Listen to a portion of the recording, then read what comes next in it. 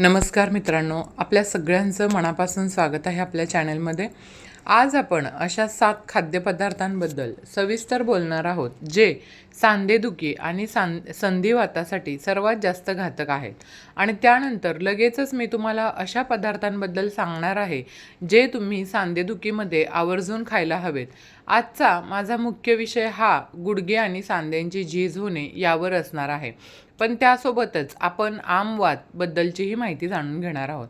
आपल्याला हे चांगलंच माहिती असेल की जसजसं आपलं वय वाढत जातं तसं जुन्या दुखापती अंगावर काढल्या की त्या कशा पुन्हा डोकं वर काढतात. त्यामुळे सांधेदुखी आणि शरीराची होणारी जळजळ किंवा ज्याला आपण शरीरातील सूज म्हणतो, हा माझ्यासाठी खूप महत्त्वाचा विषय आहे. त्यामुळे मी नेहमीच या विषयाचा खूप खोलवर अभ्यास करत असते आणि याच अभ्यासादरम्यान मला एक गोष्ट सापडली जी अत्यंत रंजक आहे आणि मला ती तुमच्यासोबत शेअर करायची आहे. पण त्याआधी शरीराच्या आत नक्की काय चालतं हे समजून घेण्यासाठी मला तुम्हाला काही सोपे शब्द सांगावे लागतील. पहिला शब्द सोप्या भाषेत सांगायचं झालं तर ही एक अशी पेशी आहे जी तुमच्या सांध्यांमधील गादी किंवा खुर्च्या बनवते. सांधेदुखीवर उपाय करण्याआधी आपले सांधे आतून नक्की कशाने बनलेले असतात हे समजून घेणं खूप महत्त्वाचं आहे. आणि ही माहिती कदाचित तुमची सांधेदुखी पूर्णपणे बरी करू शकते. तर मला अभ्यासात काय आढळलं जेव्हा मी या पेशींचा आणि शरीरातील सूज कशी वाढते याचा अभ्यास करत होते, तेव्हा वारंवार एका विशिष्ट गोष्टीचा उल्लेख येत होता. ती गोष्ट सांगण्याआधी मी तुम्हाला एक उदाहरण देते. आपल्या शरीरातील प्रत्येक पेशीमध्ये एक छोटासा कारखाना असतो. या कारखान्याचं काम असतं प्रोटीन्सना योग्य आकार देणं. आता हे अगदी आपण कागदाचे विमान बनवण्यासारखं आहे. विमान उडण्यासाठी तुम्हाला त्या कागदाची एका विशिष्ट पद्धतीने आणि नीट घडी घालावी लागते, बरोबर? अगदी तसंच आपल्या पेशींचं सुद्धा आहे.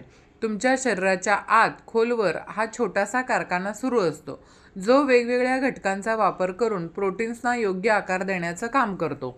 विज्ञानाच्या भाषेत याला एंडोप्लाझ्म रेटिक्युलम म्हणतात, पण आपण सोप्या भाषेत याला पेशींचा कारखाना म्हणूया. हा कारखाना प्रोटीन्सची रचना करतो जेणेकरून शरीर त्याचा वापर करू शकेल. याचा अजून एक महत्त्वाचं काम म्हणजे कॅल्शियम साठवून ठेवणं. मला सर्वात जास्त नवल या गोष्टीचं वाटलं की पेशींमध्ये अनेक गोष्टी घडत असतात, पण संशोधक वारंवार या कारखान्यावर येणाऱ्या तणावाबद्दल बोलत होते. म्हणजे सांधे खराब होण्याआधी किंवा इतर मोठ्या समस्या येण्याआधीच सर्वात पहिली सुरुवात या कारखान्यावर ताण येण्यापासून होते. हे मला खूपच महत्त्वाचं वाटलं. ठीक आहे, आता थोडं पुढे जाऊया. या सांधेदुखीच्या कोड्याचं अजून काही तुकडे जोडायचे बाकी आहेत. दुसरी गोष्ट जी मला समजली ती तर आणखीनच थक्क करणारी होती, कारण आपल्या सांध्यामधील या पेशींमध्ये चक्क पित्तबाईल स्वीकारण्याची क्षमता असते. आता 1 मिनिट थांबा. पित्त तर आपल्या पित्ताशयात असतं जे पचनाला मदत करतं. मग सांध्यामध्ये पित्ताची काय गरज असते हे मला सुरुवातीला काही पटलं नाही. हे समजून घेण्यासाठी मला 2 तास खूप डोकेफोड करावी लागली. पण थोडक्यात सांगायचं झालं तर मला हे समजलं ते असं: पित्त 2 प्रकारचं असतं. एक जे तुमचं यकृत बनवतं आणि एक जे अन्न किंवा चरबी पचायला मदत करतं.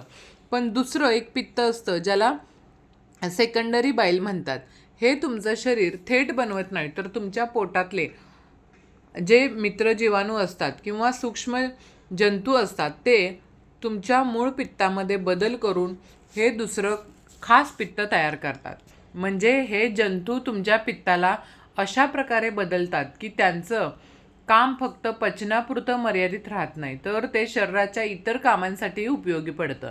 सोप्या भाषेत सांगायचं तर पित्ताची पचनाव्यतिरिक्त इतरही महत्त्वाची कामे आहेत आणि त्यातील एक काम म्हणजे तुमच्या सांध्यांमधील सूज कमी करणं हे आहे.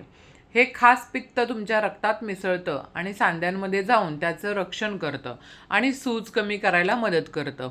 ही खरंच खूप मोठी गोष्ट आहे. मी पाहिलं की ज्या लोकांचं पित्ताशय काढलेलं असायचं किंवा ज्यांनी खूप जास्त अँटीबायोटिक्स औषधं घेतली असायची त्यांना पुढे जाऊन सांधेदुखी किंवा सांधिवात व्हायचा. तेव्हा माझ्या डोक्यात विचारचक्र सुरू झालं. तेव्हा मला तुडकाबद्दल आठवलं. तुडका काय आहे? हे एक अतिशय विशेष प्रकारचं पित्त आहे आणि लोक याचं सप्लिमेंट औषध म्हणून घेतात. पण जोवर मी याचा अभ्यास केला नव्हता तोवर मला कल्पनाही नव्हती की तुडकाची एक खास गोष्ट म्हणजे ते आपल्या पेशींमधला त्या कारखान्यावरचा ताण कमी करतं. आता गोष्टीचा अर्थ लागू लागला होता. मुळात पित्त फक्त सूज कमी करत नाहीये, तर ते त्या कारखान्याला मदत करतं जो तुमचे सांधे दुरुस्त करतो आणि नवीन बनवतो. या प्रक्रियेतील अत्यंत महत्त्वाची ही गोष्ट आहे. त्यामुळं पित्ताचा हा संबंध सांध्याचं संरक्षण करण्यासाठी खूप महत्त्वाचा आहे. कारण जर तुम्हाला तुमच्या शरीरात पित्ताची कमतरता असेल तर त्या कारखान्यावर ताण येतो आणि मग काय होतं, समस्यांची साखळी सुरू होते. पेशींची ताकद कमी होते, संपूर्ण यंत्रणा कोलमडते आणि सांधे खराब व्हायला लागतात. यात कॅल्शियमचाही संबंध आहे, कारण हा छोटा कारखाना कॅल्शियम साठवण्याचं काम करतो. त्यामुळं सांध्यांमध्ये कॅल्शियम साठवून कडकपणा येणं किंवा तिथं नको असलेली हाड वाढणं या समस्या इथूनच सुरू होतात. तर ही एक नवीन आणि पायाभूत माहिती होती. आता या माहितीचा आधार घेऊन मी तुम्हाला सांगणार आहे की सांधेदुखीसाठी सर्वात वाईट अन्नपदार्थ कोणते आहेत आणि कोणते चांगले पदार्थ खाऊन तुम्ही सांधेदुखीवर नियंत्रण मिळवू शकता. तुम्ही कदाचित पोट आणि मेंदू यांच्या संबंधांबद्दल ऐकलं असेल. तसंच पोट आणि सांधे यांचाही थेट संबंध असतो. तुमचे सांधे किती चांगले राहतील हे तुमच्या पोटाच्या आरोग्यावर अवलंबून असतं, कारण पोटातले ते चांगले जंतूच तुमच्या सांध्यांसाठी आवश्यक असलेले ते खास पित्त तयार करतात. आता आपण पित्ताबद्दल बोलतोयच, तर मग मी मगाशी उल्लेख केलेल्या तुडकाबद्दल अजून थोडं सांगते. तुम्हाला ऐकून नवल वाटेल, पण मुळात हे अस्वलाचं पित्त असतं. पण घाबरू नका, आता हे अस्वलांपासून काढलं जात नाही, तर लॅबमध्ये कृत्रिमरित्या बनवलं जातं. हे पित्त सांधेदुखीमध्ये जळजळ निर्माण करणाऱ्या घटकांना थांबवण्यात खूप प्रभावी असतं. मला तुम्हाला अवघड शब्द सांगून गोंधळवायचं नाही आहे. फक्त एवढंच लक्षात ठेवा की तुडका सर्व प्रकारच्या सांधेदुखीमध्ये सूज कमी करण्यासाठी खूप मदत करतो. आता या कोड्यातील अजून एका महत्त्वाच्या तुकड्याकडे वळूया आणि तो म्हणजे विटॅमिन K2. तुम्ही विटॅमिन K1बद्दल ऐकलं असेल, ज्याचा संबंध रक्त गोठण्याशी असतो. काही लोक रक्त पातळ करण्यासाठी वॉरफेरनसारखी औषधं घेतात, जी विटॅमिन Kला रोखण्याचं काम करतात, जेणेकरून हृदयविकाराचा झटका येऊ नये. पण विटॅमिन K2 काहीतरी वेगळंच काम करतं. ते कॅल्शियमला तुमच्या शरीरात मऊ भागात साठवण्यापासून रोखतं. जर तुमच्या शरीरात विटॅमिन K2ची कमतरता असेल तर तुमच्या सांध्यांमध्ये किंवा रक्तवाहिन्यांमध्ये कॅल्शियम साठून कडकपणा येऊ शकतो किंवा सांध्यांच्या आजूबाजूला हाडांची अतिरिक्त वाढ होऊ शकते. आता जे लोक रक्त पातळ करण्याच्या गोळ्या घेतात त्यांच्याबद्दल एक धक्कादायक गोष्ट म्हणजे या गोळ्या फक्त K1लाच नाही तर K2ला सुद्धा रोखतात आणि म्हणूनच अशी औषधे घेणाऱ्या लोकांमध्ये सांधे आणि रक्तवाहिन्या होण्याचं प्रमाण वाढलेलं दिसतं. म्हणजे विचार करा, हृदयासाठी औषध घेऊन त्याचा दुष्परिणाम म्हणून रक्तवाहिन्या होत आहेत. हे खूपच विचित्र आहे.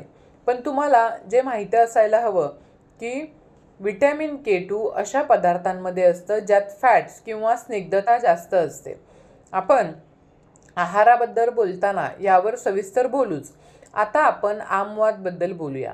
हा एक असा आजार आहे जिथं तुमची स्वतःची रोगप्रतिकारक शक्ती तुमच्या शरीरावर हल्ला करते. यात आपल्या सांध्यांच्या विरोधात काम करणाऱ्या अँटीबॉडीज तयार होतात आणि त्यामुळं सांध्यांमध्ये सतत आग आणि वेदना होतात. ही आग विझवण्यासाठी आणि सूज कमी करण्यासाठी एक अत्यंत महत्त्वाचा जीवनसत्व आहे, ते म्हणजे विटॅमिन D. पण जर तुम्ही विटॅमिन D नेहमीच्या कमी प्रमाणात घेत असाल तर त्याचा हवा तसा परिणाम होणार नाही. सांध्यावर किंवा योग्य शब्द सांगायचं तर तुमच्या रोगप्रतिकारक शक्तीवर चांगला परिणाम होण्यासाठी तुम्हाला ते जास्त प्रमाणात म्हणजेच हाय डोस घ्यावा लागतं. याचं कारण काय बघा. आमता सांध्यांच्या समस्यामध्ये रोगप्रतिकारक शक्तीचा आजार जास्त आहे, तर विटॅमिन D किती घ्यावं? माझ्या मते कमीत कमी 20 हज आयु तरी घ्यायला हवं.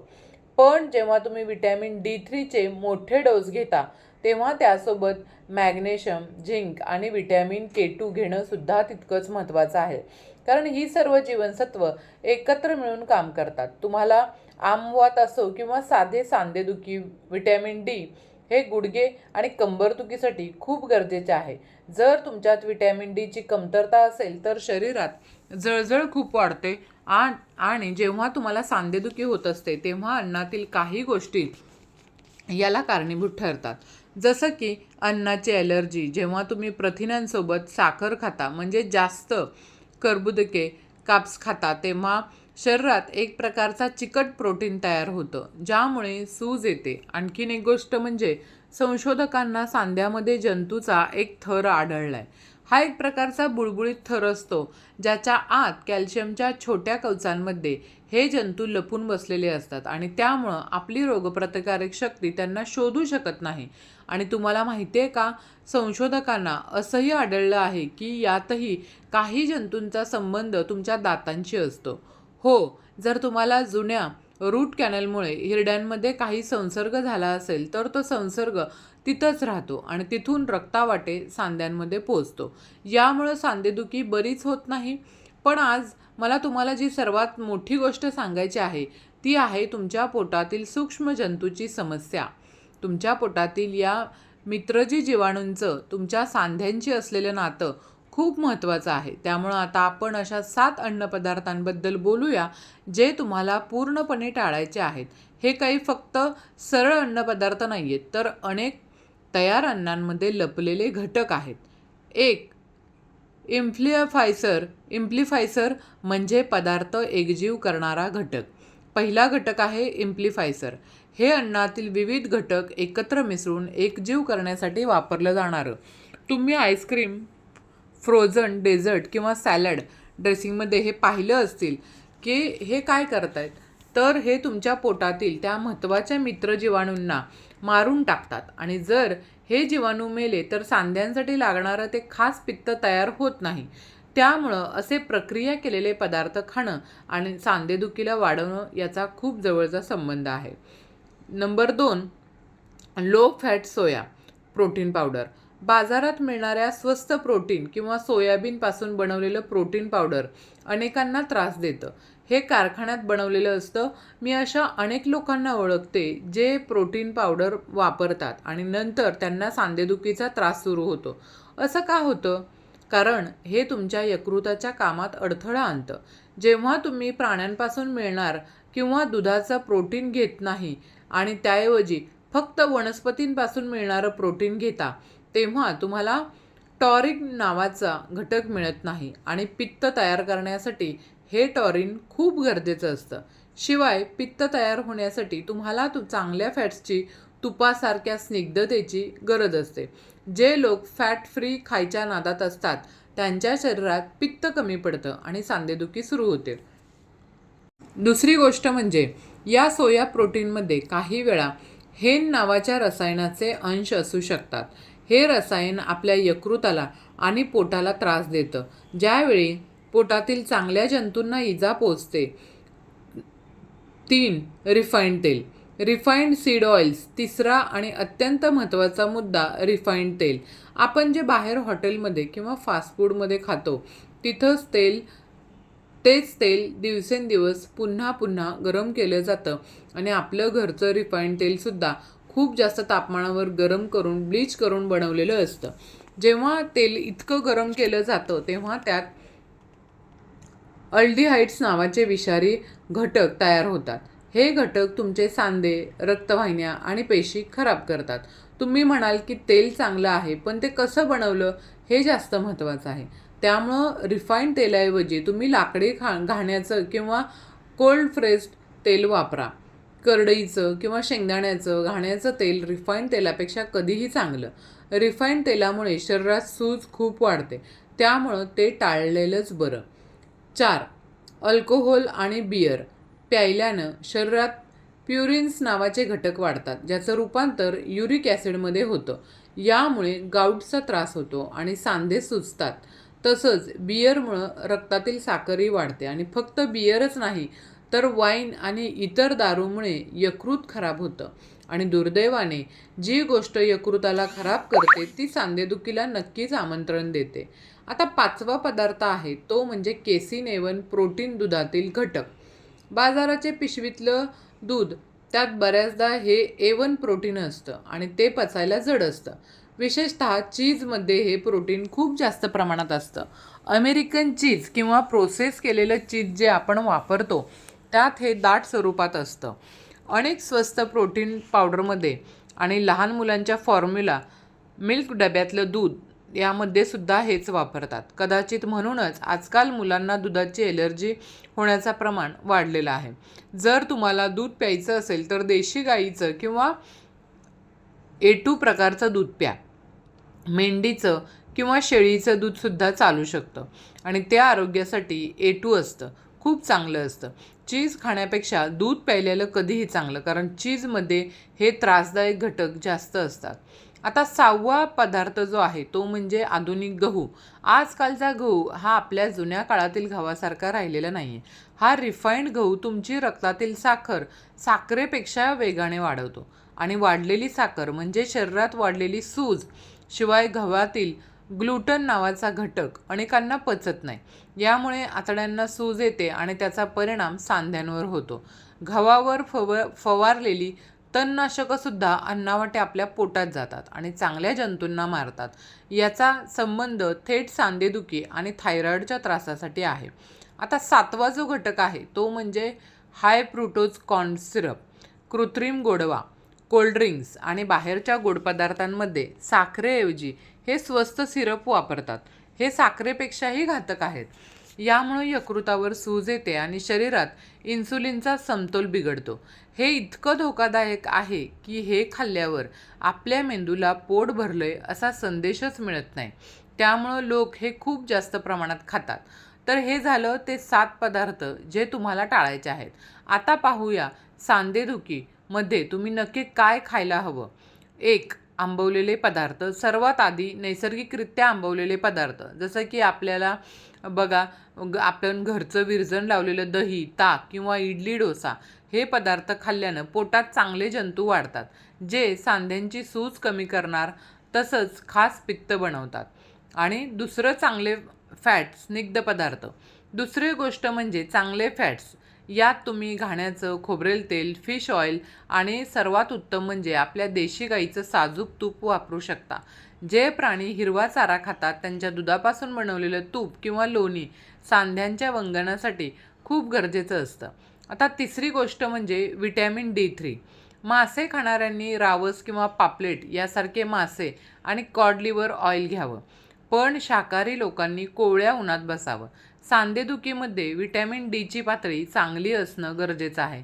कमीत कमी 60 ते 70 डॉक्टरांच्या सल्ल्यानं तुम्ही सप्लिमेंट घेऊ शकता. त्यासोबतच व्हिटॅमिन K2 आणि मॅग्नेशियम घ्यायला विसरू नका, कारण हे सर्व एकत्र काम करतात. चौथं गोष्ट जी आहे ती म्हणजे ओमेगा 3 आणि सल्फर.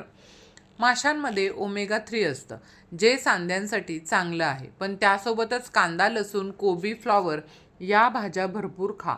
या भाज्यांमध्ये नैसर्गिकरित्या सल्फर असतं आणि आपल्या सांध्यांना सल्फर खूप आवडतं. 5वं गोष्ट ती म्हणजे कोलाजन. सांध्यासाठी नैसर्गिक डिंक. आणि हो, सांधे ज्या पदार्थाने बनवलेले असतात ज्याला कोलाजन म्हणतात, यासाठी पाया सूप किंवा हाडांचं सूप सर्वोत्तम आहे. जर तुम्ही फक्त मटणाचे मऊ तुकडे खात असाल तर त्यात कोलाजन खूप कमी असतं. पण पाया सूप किंवा हाडांच्या रस्स्यात हे कोलाजन जास्त असतं, जे तुमचे सांधे भरून काढायला मदत करतं. शेवटी एक महत्त्वाची टीप, तुमच्या शरीरातील लोहाचं म्हणजेच आयर्नचं प्रमाण नियंत्रणात ठेवा, कारण जास्त लोह सांधेदुखी वाढवू शकतं. लोह हे असं खनिज आहे जे एकदा शरीरात गेलं की बाहेर पडणं कठीण असतं.